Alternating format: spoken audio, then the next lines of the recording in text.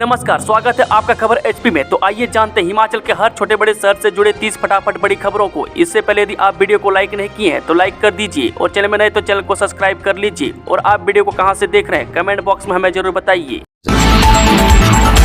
हिमाचल में बनेगी नई वेंडर पॉलिसी, काम पर हिमाचल के मूल निवासियों का होगा पहला अधिकार। जी हाँ, हिमाचल प्रदेश में बहुत जल्द एक नई वेंडर पॉलिसी बनने वाली है। इस वेंडर पॉलिसी में संभवतः हिमाचल प्रदेश के मूल निवासियों के अधिकार का ध्यान रखा जाएगा। ऐसी न सिर्फ लोगों की भावनाएं हैं बल्कि सत्ता पक्ष के नेता भी यह बात कर चुके हैं। वहीं बता दें कि हिमाचल प्रदेश विधानसभा के अध्यक्ष कुलदीप सिंह पठानिया एक कमेटी का गठन करेंगे। इस कमेटी में सत्ता पक्ष और विपक्ष के सदस्य होंगे। यह कमेटी राज्य में नई वेंडर पॉलिसी बनाने को लेकर सिफारिश करेगी। इसी के बाद राज्य सरकार कमेटी की सिफारिश के आधार पर वेंडर पॉलिसी तैयार करेगी। विलय किए गए स्कूलों में कार्यरत मिड डे मील वर्कर्स को नहीं किया जाएगा बाहर। जी हाँ, सीएम सुखविंदर सिंह सुक्खू ने शिक्षा विभाग की बैठक की अध्यक्षता करते हुए कहा कि विद्यालयों के विलय के दृष्टिगत सरप्लस मिड डे मील कार्यकर्ताओं को समीपवर्ती स्कूलों में समायोजित किया जाएगा और उनकी सेवाओं को समाप्त नहीं किया जाएगा। उन्होंने कहा कि प्रदेश सरकार विभिन्न पहलों के माध्यम से वर्तमान शिक्षा प्रणाली में क्रांतिकारी बदलाव ला रही है और शिक्षण संस्थानों में गुणात्मक शिक्षा प्रदान करने के उद्देश्य से सरकारी स्कूलों का विलय किया जा रहा है। वह सुक्खू ने कहा कि प्रदेश सरकार राज्य शैक्षिक अनुसंधान एवं प्रशिक्षण परिषद और जिला शिक्षण एवं प्रशिक्षण संस्थानों का पुनर्गठन किया जाएगा। इसका उद्देश्य प्रदेश के विद्यार्थियों को गुणात्मक शिक्षा और प्रशिक्षण प्रदान करना है। उन्होंने कहा कि पूर्व बीजेपी सरकार की गलत नीतियों के कारण हिमाचल प्रदेश गुणात्मक शिक्षा के क्षेत्र में राष्ट्रीय स्तर पर 21वें स्थान पर फिसल गया और वर्तमान प्रदेश सरकार सरकारी शिक्षण संस्थानों में गुणात्मक शिक्षा प्रदान करने के लिए प्रमुखता से कार्य कर रही है। सुखविंदर सरकार के सामने वेतन पेंशन का संकट, अगले साल 3257 करोड़ रुपए के तौर पर ऊंट के मुंह में जीरे के समान रह जाएगी रेवेन्यू डेफिसिट ग्रांट। जी हाँ, हिमाचल का आर्थिक संकट इस कदर चर्चा में है कि पीएम मोदी के चुनावी सभा में भी इसका जिक्र हुआ। हालांकि पीएम मोदी के बयान के बाद सीएम सुखविंदर सिंह सुक्खू ने स्थिति स्पष्ट की कि हिमाचल में कोई आर्थिक संकट नहीं है, लेकिन आंकड़े कुछ और ही कहते हैं। जब भी वित्तीय संकट की बात होती है तो बार बार रेवेन्यू डेफिसिट ग्रांट की चर्चा होती है। बता दें कि वित्त आयोग की इसके बाद ये ग्रांट केंद्र सरकार से राज्यों को मिलती है। वे 5 साल के आंकड़ों पर गौर करें तो जो रेवेन्यू डेफिसिट ग्रांट वर्ष 2021-22 में 10,249 करोड़ रुपये सालाना थी, वो अब अगले वित्तीय वर्ष में घटकर महज 3257 करोड़ रुपये रह जाएगी। यानी वर्ष 2021-22 में राज्य सरकार को हर महीने औसतन 854 करोड़ रुपये के करीब ग्रांट मिलती थी, वो अगले वित्तीय वर्ष में घटकर 271 करोड़ रुपये रह जाएगी। वहीं सरकारी कर्मियों के हर महीने के वेतन की अदायगी के लिए 1200 करोड़ रुपये व पेंशन की अदायगी के लिए 800 करोड़ रुपए की रकम चाहिए। वहीं बता दें कि इस तरह से मौजूदा रेवेन्यू डेफिसिट ग्रांट महज ऊंट के मुंह में जीरे के समान रह जाएगी। अभिनेत्री कंगना रनौत हाजिर हो, चंडीगढ़ जिला कोर्ट ने इस केस में दिया आदेश। जानिए क्या है मामला। जी हां, बॉलीवुड अभिनेत्री और हिमाचल प्रदेश की मंडी सीट से सांसद कंगना रनौत की फिल्म इमरजेंसी को लेकर लगातार विवाद बढ़ता जा रहा है। अब इस फिल्म के संबंध में कंगना रनौत को चंडीगढ़ की जिला अदालत ने तलब किया है। जिला अदालत ने मंगलवार को फिल्म इमरजेंसी पर सुनवाई करते हुए ये आदेश जारी किए हैं। बता दें कि याचिका में कंगना रनौत पर फिल्म इमरजेंसी के जरिए सिखों की छवि को खराब करने के आरोप लगाए गए हैं। यह भी कहा गया है कि कंगना ने इतिहास पढ़े बिना फिल्म बनाई है, इससे सिखों की छवि पर असर पड़ेगा। याची रविंद्र सिंह बस्सी ने कहा कि इसके लिए अकेली कंगना जिम्मेदार नहीं है, बल्कि screenplay writer Ritesh Shah और जी स्टूडियो को भी जिम्मेदार बताया गया। यही कारण है कि मामले में कंगना के साथ इन्हें भी प्रतिवादी बनाया गया है। डीए एरियर तो दूर, पेंशन भी समय पर नहीं मिल रही, सरकार पर भड़के पेंशनर्स 20 सितंबर को करेंगे प्रदर्शन। जी हां, हिमाचल में वित्तीय संकट से जूझ रही सुखविंदर सिंह सुक्खू सरकार की मुश्किलें कम होने का नाम नहीं ले रही है। वह पहले डीए और एरियर न मिलने से कर्मचारी नाराज हैं। अब रिटायर्ड कर्मचारियों ने भी सरकार के खिलाफ मोर्चा खोल दिया है। आज राजधानी में पेंशनर्स वेलफेयर एसोसिएशन की शिमला इकाई की बैठक आयोजित हुई, जिसमें पेंशनर्स ने 20 सितंबर को प्रदेश में सभी जिला मुख्यालय और तहसील मुख्यालय स्तर पर प्रदर्शन करने का ऐलान किया है।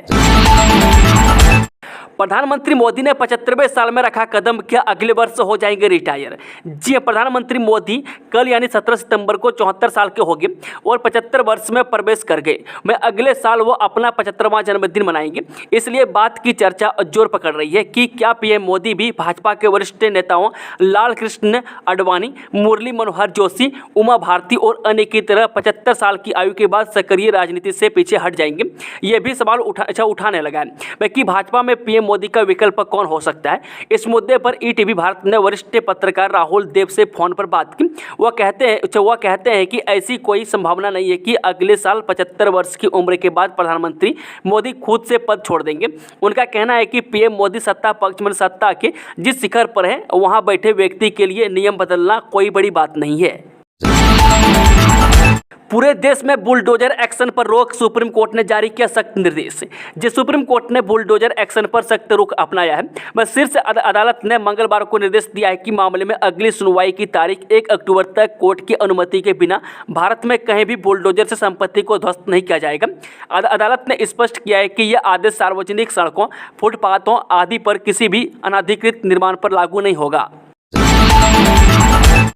अवैध मस्जिदों को धराशायी करने की मांग पर अड़े हिंदू संगठन, मस्जिद में मंदिर के अवशेष होने का क्या दावा। जी, हिमाचल प्रदेश में शिमला और मंडी के बाद अब अन्य जिलों में भी मस्जिदों के अवैध निर्माण और अन्य राज्यों से आए अपंजीकृत लोगों के विरोध की आवाज़ उठने लगी है। वह शिमला के संजौली के बाद कुसुमपट्टी में भी लोग अवैध रूप से बनाई मस्जिद के विरोध में उतर आए हैं। वे मंगलवार को नगर निगम शिमला के पूर्व उप महापौर राकेश शर्मा व पार्षद रचना शर्मा सहित अन्य लोग उपायुक्त अनुपम कश्यप से मिले और मस्जिद तोड़ने की मांग की।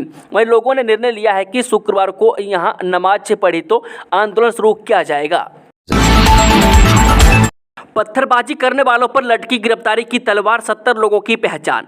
जे संजौली स्थित मस्जिद में हुए अवैध निर्माण के खिलाफ 11 सितंबर को हुए प्रदर्शन में पत्थरबाजी करने वाले लोगों पर गिरफ्तारी की तलवार लटक गई है।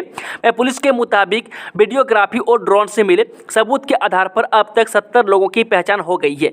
मौके से जुटाए गए साक्ष्यों के आधार पर लगातार ऐसे लोगों की पहचान हो रही है। पुलिस इस मामले की जाँच में डंप डाटा का भी इस्तेमाल कर रही है। इसकी मदद से प्रदर्शन में शामिल लोगों की पहचान की जा रही है। वहीं पुलिस के मुताबिक सबसे पहले पत्थरबाजी करने वाले आरोपियों की गिरफ्तारी की जाएगी। इनसे पूछताछ के आधार पर मामलों में आगामी कार्रवाई अमल में लाई जाएगी। पुलिस का दावा है कि प्रदर्शनकारी मस्जिद तक पहुंचने की कोशिश में थे, लेकिन पुलिस ने सैकड़ों लोगों की भीड़ को इससे पहले ही रोक लिया। पुलिस ने मामले में धारा 163 का उल्लंघन करने और भारतीय न्याय संहिता की धारा 196 और सार्वजनिक संपत्ति निवारण अधिनियम के तहत केस दर्ज किए हैं। कॉमेडियन मुनव्वर फारूकी नहीं आएंगे धर्मशाला, युवाओं के विरोध के बाद फैसला। जे अंतर्राज्यीय क्रिकेट स्टेडियम में 28 और 29 सितंबर को होने वाले कॉमेडी क्रिकेट लीग में कॉमेडियन मुनव्वर फारूकी नहीं आएंगे। युवाओं के विरोध के बाद आयोजकों ने यह फैसला लिया है। बता दें कि मुनव्वर फारूकी के विरोध में युवाओं ने धर्मशाला में पत्रकार वार्ता के दौरान कहा था कि फारूकी ऐसे व्यक्ति हैं जो केवल हिंदू धर्म के खिलाफ कॉमेडी करते हैं। इससे हिंदू धर्म के लोगों की भावनाओं को ठेस पहुँचती है। अगर वह धर्मशाला आएंगे तो लोग आंदोलन करेंगे। इसके बाद लीग के प्रमोशनल पोस्टर से भी मुनव्वर फारूकी की फोटो को हटा दिया गया है। प्रियंका के बाद शिमला पहुंची सोनिया गांधी, 2-3 दिन यहीं रुकने का कार्यक्रम। जे कांग्रेस की पूर्व राष्ट्रीय अध्यक्ष सोनिया गांधी मंगलवार दोपहर राजधानी शिमला पहुंची। वह शिमला के समीप छराबड़ा में सोनिया गांधी की पुत्री प्रियंका गांधी का घर है। वह प्रियंका गांधी बीते रविवार को यहां पहुंच गई थी। वह अब सोनिया गांधी भी प्रियंका के साथ यहीं रुकी है। मैं बता दें कि मंगलवार दोपहर को चंडीगढ़ से सड़क मार्ग से होते हुए सोनिया छराबड़ा पहुंची। मैं अगले 2-3 दिन दोनों का यहीं रुकने का कार्यक्रम है। वह पार्टी सूत्रों ने बताया कि हरियाणा और जम्मू कश्मीर विधानसभा चुनाव प्रचार के लिए प्रियंका गांधी शिमला से ही जाएंगी। प्रियंका और सोनिया के शिमला पहुंचते ही छराबड़ा के पास सुरक्षा के कड़े बंदोबस्त कर दिए गए। मुख्यमंत्री सुखविंदर सिंह सुक्खू के छराबड़ा जाकर दोनों से मुलाकात कर सकते हैं। एसपीयू से बीएड करने का आखिरी मौका, 20 को ओपन राउंड काउंसलिंग। जी हां, सरदार पटेल यूनिवर्सिटी यानी कि एसपीयू से संबंध कॉलेजों से बीएड करने का आखिरी मौका है। यूनिवर्सिटी की बीएड में दाखिला कमेटी ने 20 सितंबर को ओपन राउंड ऑफलाइन काउंसलिंग रखी है। दाखिला ग्रेजुएशन व पोस्ट ग्रेजुएशन के नंबरों के आधार पर होगा। काउंसलिंग प्रक्रिया एसपीयू परिसर के ऑडिटोरियम 6 में होगी। अभ्यर्थियों को काउंसलिंग के लिए मौके पर ही ऑनलाइन 500 रुपये फीस भरनी होगी। सीट आवंटन के लिए 37,056 रुपये फीस अदा करनी होगी। इसका भी ऑनलाइन भुगतान होगा, जबकि नॉन एंट्रेंस आवेदन फीस से 1500 रुपये तय की गई है। साइबर अपराध से निपटने के लिए थानों में तैनात होंगे एक्सपर्ट, प्रतिदिन 50 से ज़्यादा शिकायतें। जी हाँ, हिमाचल प्रदेश में साइबर अपराध के मामले बढ़ते जा रहे हैं। वे लोगों को ठगने के खातिर नए नए हथकंडे अपना रहे हैं। मैं इस अपराध पर काबू पाने के लिए हिमाचल पुलिस एक्सपर्ट यानी कि विशेषज्ञ तैयार कर रही है। मैं इसके बाद इनकी थानों में तैनाती की जाएगी। मैं हिमाचल प्रदेश में साइबर ठगी की प्रतिदिन 50 से ज़्यादा शिकायतें दर्ज हो रही है। मैं महिलाएं, पेंशनर, कर्मचारी और कारोबारी इन साथियों के निशाने पर रहते आ रहे हैं। सीएम सुक्खू बोले भाजपा ने गुमराह किए पीएम, केंद्र नहीं दे रहा 23,000 करोड़। जी हाँ, मुख्यमंत्री सुखविंदर सुक्खू ने कहा कि वर्तमान में केंद्र सरकार के पास राज्य की 23,000 करोड़ रुपये की धनराशि लंबित है, जिसे नहीं दिया जा रहा है। हिमाचल प्रदेश के भाजपा नेतृत्व ने राज्य की वित्तीय स्थिति पर प्रधानमंत्री मोदी को गुमराह किया है। प्रधानमंत्री के लिए सभी राज्य समान है। उन्होंने कहा कि वर्तमान सरकार की कार्यकाल के दौरान कोषागार कभी भी ओवरड्राफ्ट नहीं हुआ है। मैं इससे संबंधित तथ्य आरबीआई और केंद्रीय वित्त मंत्रालय की ओर से सत्यापित किए जा सकते हैं। दुर्गा पूजा सीजन के लिए होटल में 70% कमरे एडवांस बुक। जी हां, अक्टूबर में हिमाचल प्रदेश में पर्यटन कारोबार फिर रफ्तार पकड़ेगा।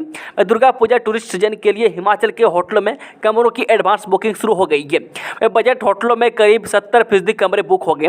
पर्यटन कारोबारियों का कहना है कि बीते सालों के मुकाबले इस साल दुर्गा पूजा सीजन में बम्पर टूरिस्ट हिमाचल का रुख करेंगे। शिमला, कसौली, चायल, नारकंडा और कुफरी के होटलों में बड़ी संख्या में कमरों की एडवांस बुकिंग शुरू हो गई है। बता दें कि दुर्गा पूजा टूरिस्ट सीजन के दौरान पश्चिम बंगाल, गुजरात और महाराष्ट्र से सैलानी प्रदेश के शक्तिपीठों के अलावा किन्नौर और लाहौल स्पीति जाते हैं। वे बंगाल से आने वाले सैलानी शिमला में कालीबाड़ी, नारकंडा के हाटू मंदिर और रामपुर सराहन के भीमा काली मंदिर में दर्शन के लिए आते हैं। वे मनाली, धर्मशाला और डलहौजी के होटलों में भी कमरों की बुकिंग के लिए टूरिस्ट इंक्वायरी कर रहे हैं। वे ट्रैवल एजेंट्स एसोसिएशन के अध्यक्ष नवीन पॉल और महासचिव मनु सूद ने बताया कि दुर्गा पूजा दशहरा टूरिस्ट सीजन के लिए कोलकाता से बुकिंग आनी शुरू हो गई है। मैं करीब 70% बजट होटल बुक हो चुके हैं। मैं सीजन के दौरान किन्नौर और स्पीति के होटलों में 90% तक कमरे बुक रहने की उम्मीद है। अक्टूबर से प्रदेश भर में चलेगा स्कूल गोद लेने का अभियान, अधिकारियों ने संभाला जिम्मा। जी हां, हिमाचल प्रदेश के सभी जिलों में अक्टूबर से सरकारी स्कूलों को गोद लेने का अभियान चलेगा। मैं अकेले जिला शिमला में ही 100 अधिकारियों ने स्कूलों में सुधार लाने का जिम्मा संभाल लिया।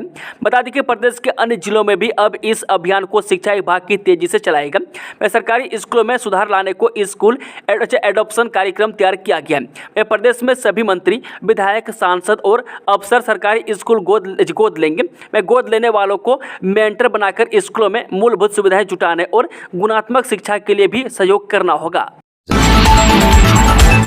इंदिरा खेल मैदान में बनेगा हिमाचल का पहला 50 मीटर लंबा रेतनुमा ट्रैक। जी हां, इंदिरा गांधी खेल मैदान ऊना में हिमाचल प्रदेश का पहला सैंड ट्रैक यानी कि रेतनुमा ट्रैक बनेगा। खेल विभाग ऊना की ओर से इसके लिए कवायद शुरू कर दी गई है।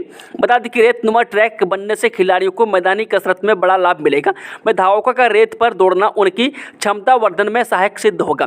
बता दें कि इंदिरा गांधी मैदान के बास्केटबॉल मैदान के आगे एक छोर पर इसका निर्माण किया जाएगा। सैंड ट्रैक यानी कि रेतनुमा ट्रैक को बनाने के लिए औपचारिकताओं को लगभग पूरा कर लिया गया है। बता दें कि यह 3 मीटर चौड़ा होगा तो इसकी लंबाई लगभग 50 मीटर होगी।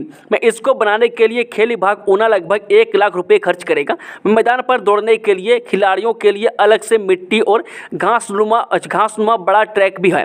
अब यहाँ बनने वाला सैंड ट्रैक न केवल धावकों के लिए वरदान बनेगा, वहीं बड़ी प्रतियोगिता की तैयारियों में भी मदद मिलेगी। बता दें कि मिट्टी एवं घासनुमा ट्रैक पर दौड़ने में शारीरिक शक्ति कम लगती है, रेतनुमा ट्रैक पर दौड़ना कठिन होता है। आने वाले दिनों में सैंड ट्रैक को बनाने के लिए खेल विभाग ऊना मिट्टी खुदाई का काम शुरू करेगा। तकरीबन 2-3 फुट गहरी खुदाई कर यहाँ रेत का परत बिछाई जाएगी। इस ट्रैक से खिलाड़ियों को फायदा मिलेगा। कुसुमपट्टी मामले में पार्षद रचना शर्मा, पूर्व उप महापौर राकेश शर्मा ने डीसी को सौंपा ज्ञापन। नगर निगम शिमला की पार्षद रचना शर्मा, पूर्व उप महापौर राकेश शर्मा सहित अन्य लोगों ने डीसी शिमला को ज्ञापन सौंपकर कुसुमपट्टी क्षेत्र में कथित मस्जिद में विशेष समुदाय के इकट्ठा होने पर रोक लगाने की मांग की है। पार्षद के अनुसार कुसुमपट्टी में जो अवैध ढांचा एक विशेष समुदाय द्वारा खड़ा किया उसे नगर निगम की ओर से अवैध घोषित किया गया। उसी अवैध ढांचे पर एक विशेष समुदाय के लोग इकट्ठा हो रहे हैं, जिससे कुसुमपट्टी बाजार का माहौल खराब हो रहा है। नेता प्रतिपक्ष जयराम ठाकुर बोले, हिमाचल की तरह हरियाणा को भी ठगने की कोशिश में कांग्रेस। जी हां, नेता प्रतिपक्ष जयराम ठाकुर ने सुक्खू सरकार के साथ कांग्रेस पर भी निशाना साधा है। उन्होंने कहा कि कांग्रेस अब हरियाणा और जम्मू कश्मीर के आम विधानसभा चुनाव में लोगों को ठगने के लिए झूठी गारंटियों का सहारा ले रही है।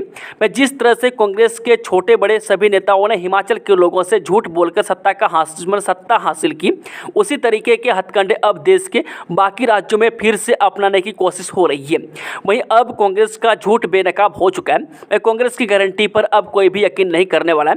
मैं पूरे देश ने देख लिया है कि कांग्रेस की इस तरह बिना किसी रोड मैप के झूठी घोषणाएं करके लोगों का वोट लेती है। हिमाचल प्रदेश में हाल के दिनों में जो कुछ हुआ वह समूचे देशवासियों के लिए भी एक सबक है कि कांग्रेस की झूठी गारंटियों पर यकीन न करें, क्योंकि कांग्रेस न सिर्फ चुनाव में की गई है अपनी गारंटियां वहीं मुंह मोड़ लेती है, बल्कि पूर्व सरकार द्वारा दी जा रही सुविधाओं को भी छीन लेती है। HPPSC medical education and research भर्ती के व्यक्तित्व प्रशिक्षण का कार्यक्रम जारी, देखें तिथि। जी हां, हिमाचल प्रदेश लोक सेवा आयोग यानी कि HPPSC ने medical education and research HP में विभिन्न पदों के लिए व्यक्तित्व प्रशिक्षण कार्यक्रम जारी कर दिया। व्यक्तित्व प्रशिक्षण 24 से 27 सितंबर 2024 तक आयोजित किया जाना है। एडमिट कार्ड आधिकारिक वेबसाइट यानी कि www.hppsc.hp.gov.in पर जारी किया गया। अधिसूचना में कहा गया है कि उपर्युक्त पदों के लिए सभी अंतिम रूप से भर्ती किए गए उम्मीदवारों के व्यक्तित्व प्रशिक्षण के लिए कॉल लेटर आयोग की वेबसाइट पर व्यक्तित्व प्रशिक्षण के लिए उम्मीदवारों के लिए निर्देश के साथ अपलोड कर दिए गए।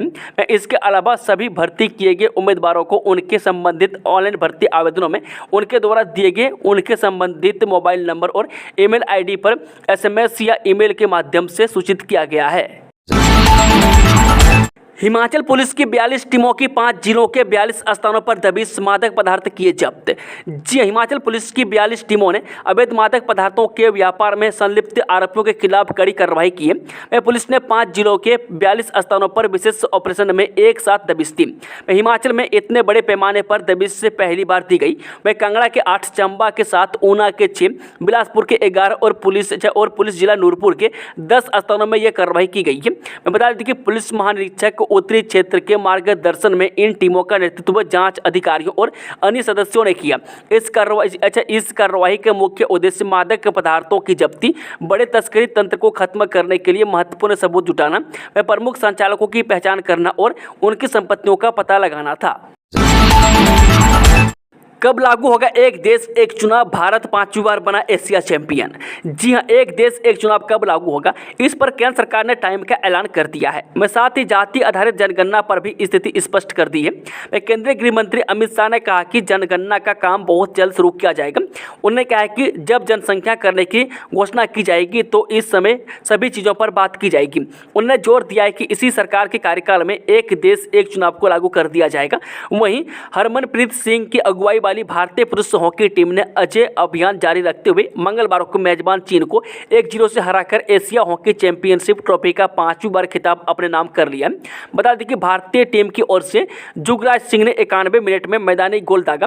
यह एकमात्र गोल चौथे क्वार्टर में आया। इलेक्ट्रिक बसों के लिए खुले टेंडर, 2 ही कंपनियां आई आगे। जी हां, इलेक्ट्रिक बसों के लिए सोमवार को टेंडर बिड खुल गया। इस बार भी उन्हीं 2 कंपनियों में टेंडर में हिस्सा लिया, जो पहले 2 बार सामने आ चुकी है। बता दें कि HRTC इसमें प्रतिस्पर्धा चाहता था, जो नहीं हो रही है। ऐसे में अब माना जा रहा है कि इन्हीं 2 कंपनियों में से किसी एक को काम सौंपा जाएगा, जिनके दस्तावेजों का मूल्यांकन शुरू हो गया है। इनके मूल्यांकन के बाद तय किया जाएगा कि काम किसे सौंपा जाएगा। HRTC को 100 इलेक्ट्रिक बसें चाहिए, लेकिन इन बसों को तैयार करने वाली कंपनियां रुझान नहीं दिखा रही है। सोमवार को टेंडर बिड को ओपन किया गया है और इसके द्वारा जमा किए गए दस्तावेजों का मूल्यांकन चल रहा है। HRTC के प्रबंध निदेशक रोहन चंद ठाकुर ने कहा कि जल्द ही कंपनी को काम सौंप दिया जाएगा। एक बस 1 करोड़ रुपये में मिलेगी और कुल 100 बसें यहां पर खरीदनी पड़ेगी। सीएम ने 20 सितंबर को बुलाई कैबिनेट।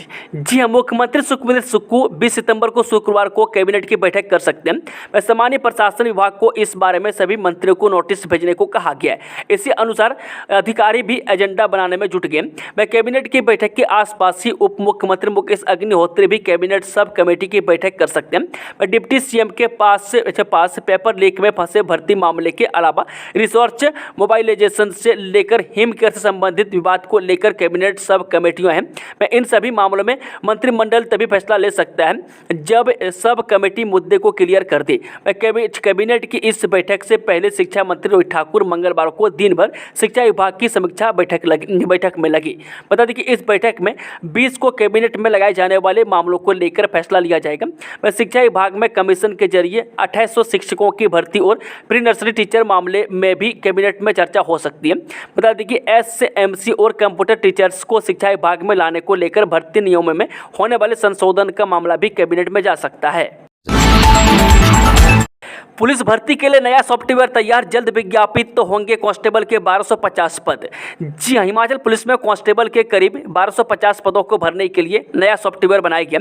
मैं लोकसभा आयोग ने नेशनल इन्फॉर्मेटिक्स सेंटर यानी NIC से इसे बनवाया है। मैं आजकल इस सॉफ्टवेयर का ट्रायल चल रहा है। मैं बहुत जल्द लोकसभा आयोग अब इन पदों को विज्ञापित कर देगा। मैं पुलिस भर्ती का यह मामला करीब 1 साल से उलझा हुआ। मैं पहले पुलिस खुद भर्ती करती थी, लेकिन पिछली भर्ती में मामला CBI तक जाने के बाद पुलिस मुख्यालय ने इस बार इनकार कर दिया था।